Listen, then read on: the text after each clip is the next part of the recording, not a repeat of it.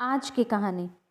कल रात एक ऐसा वाक़या हुआ जिसने मेरी ज़िंदगी के कई पहलुओं को छू लिया। करीब 7 बजे होंगे। शाम को मोबाइल बजा। उठाया तो उधर से रोने की आवाज़। मैंने शांत कराया और पूछा कि भाभी जी आखिर हुआ क्या। उधर से आवाज़ आई, आप कहाँ हैं और कितनी देर में आ सकते हैं। मैंने कहा, आप परेशानी बताइए। और भाई साहब कहाँ हैं? माताजी किधर हैं? आखिर हुआ क्या? लेकिन उधर से केवल एक रट कि आप आ जाइए। मैंने आश्वासन दिया कि कम से कम 1 घंटा पहुंचने में लगेगा। जैसे तैसे पूरी घबराहट में मैं पहुंचा। देखा तो भाई साहब यानी हमारे मित्र जो जज हैं सामने बैठे हुए हैं। भाभी जी रोना चीखना कर रही हैं। 12 साल का बेटा भी परेशान है। 9 साल की बेटी भी कुछ नहीं कह पा रही है। मैंने भाई साहब से पूछा कि आखिर क्या बात है। भाई साहब कोई जवाब नहीं दे रहे थे। फिर भाभी जी ने कहा, ये देखिए तलाक के पेपर, ये कोर्ट से तैयार करा के लाए हैं। मुझे तलाक देना चाहते हैं। मैंने पूछा, ये कैसे हो सकता है? इतनी अच्छी फैमिली है, 2 बच्चे हैं, सब कुछ सेटल्ड है। प्रथम दृष्टि में मुझे लगा ये मजाक है। लेकिन मैंने बच्चों से पूछा, दादी किधर है? बच्चों ने बताया, पापा ने उन्हें 3 दिन पहले नोएडा के वृद्धाश्रम में शिफ्ट कर दिया है। मैंने घर के नौकर से कहा, मुझे और भाई साहब को चाय पिलाओ। कुछ देर में चाय आई।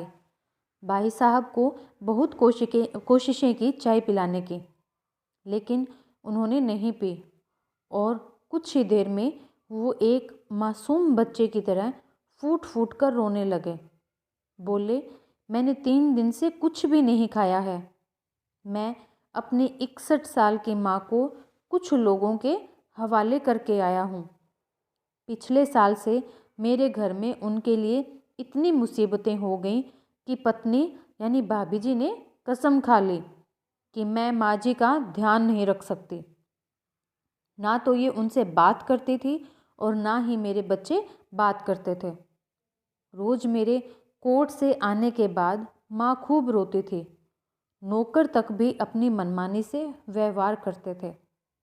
माँ ने 10 दिन पहले बोल दिया, बेटा तुम मुझे ओल्ड एज होम में शिफ्ट कर दे। मैंने बहुत कोशिशें की पूरी फैमिली को समझाने की, लेकिन किसी ने माँ से सीधे मुँह बात नहीं की। जब मैं 2 साल का था तब पापा की मृत्यु हो गई थी। दूसरों के घरों में काम करके मुझे पढ़ाया, मुझे इस काबिल बनाया कि आज मैं जज हूँ। लोग बताते हैं माँ कभी दूसरों के घरों में काम करते वक्त भी मुझे अकेला नहीं छोड़ती थी। उस माँ को मैं ओल्ड एज होम में शिफ्ट करके आया हूँ। पिछले 3 दिनों से मैं अपनी माँ के एक एक दुख को याद करके तड़प रहा हूँ जो उसने केवल मेरे लिए उठाए। मुझे आज भी याद है जब मैं 10th की परीक्षा में अपीयर होने वाला था। माँ मेरे साथ रात रात भर बैठी रहती। एक बार माँ को बहुत फीवर हुआ। मैं तभी स्कूल से आया था। उसका शरीर गर्म था, तप रहा था। मैंने कहा, माँ तुझे फीवर है। हंसते हुए बोली, अभी खाना बना रही थी इसलिए गर्म है।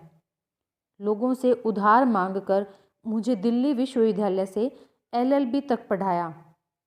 मुझे ट्यूशन तक नहीं पढ़ाने देती थी कि कहीं मेरा टाइम खराब ना हो जाए। कहते कहते रोने लगे और बोले, जब ऐसी माँ के हम नहीं हो सके तो हम अपनी बीवी और बच्चों के क्या होंगे।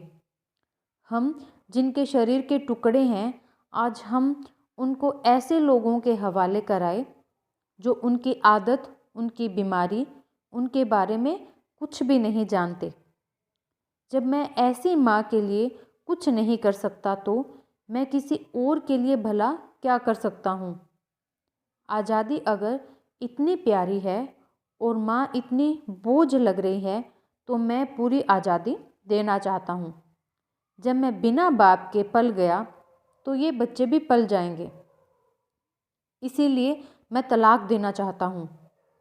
सारी प्रॉपर्टी इन लोगों के हवाले करके उस ओल्ड एज होम में रहूँगा। कम से कम मैं माँ के साथ रह तो सकता हूँ।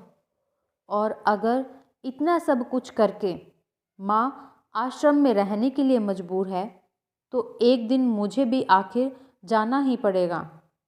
माँ के साथ रहते रहते आदत भी हो जाएगी। माँ की तरह तकलीफ़ तो नहीं होगी। जितना बोलते उससे भी ज़्यादा रो रहे थे। बातें करते करते रात के 12:30 हो गए। मैंने भाभी जी के चेहरे को देखा। उनके भाव भी प्रायश्चित और गलानी से भरे। ड्राइवर से कहा, अभी हम लोग नोएडा जाएंगे। भाभी जी और बच्चे, हम सारे लोग नोएडा पहुँचे। बहुत ज़्यादा रिक्वेस्ट करने पर गेट खुला। भाई साहब थे। मैंने उस गेट कीपर के पैर पकड़ लिए। बोले, मेरी माँ है, मैं उसको लेने आया हूँ। चौकीदार ने कहा, क्या करते हो साहब? भाई साहब ने कहा, मैं जज हूँ। उस चौकीदार ने कहा, जहाँ सारे सबूत सामने हैं तब तो आप अपनी माँ के साथ न्याय नहीं कर पाए।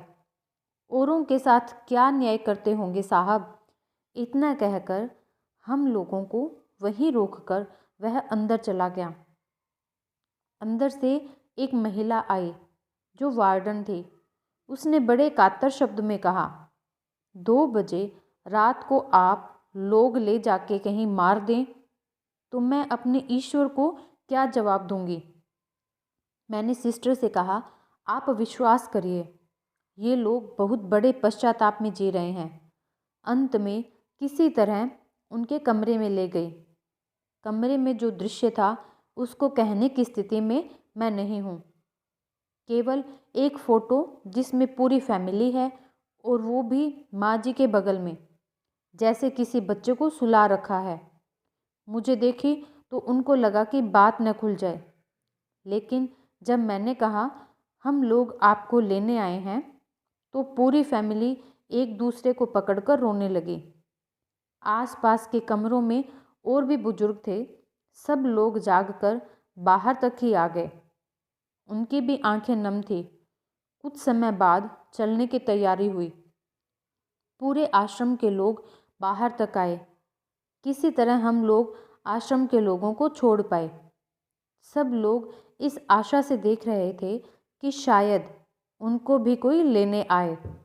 रास्ते भर बच्चे और भाभी जी तो शांत रहे, लेकिन भाई साहब और माताजी एक दूसरे की भावनाओं को अपने पुराने रिश्ते पर बिठा रहे थे। घर आते आते करीब 3:45 हो गए। भाभी जी भी अपनी खुशी की चाबी कहाँ है ये समझ गई थी। मैं भी चल दिया, लेकिन रास्ते भर वो सारी बातें और दृश्य घूमते रहे। माँ केवल माँ है, उसको मरने से पहले ना मारें। माँ हमारी ताकत है, उसे बेसहारा न होने दें। अगर वह कमज़ोर हो गई तो हमारी संस्कृति की रीढ़ कमज़ोर हो जाएगी। बिना रीढ़ का समाज कैसा होता है किसी से छुपा नहीं। अगर आपकी परिचित परिवार में ऐसी कोई समस्या हो तो उसको ये ज़रूर पढ़ाएं। बात को प्रभावी ढंग से समझाएं। कुछ भी करें, लेकिन हमारी जननी को बेसहारा बेघर न होने दें। अगर माँ की आंख से आंसू गिर गए तो ये कर्ज कई जन्मों तक रहेगा। यकीन मानना,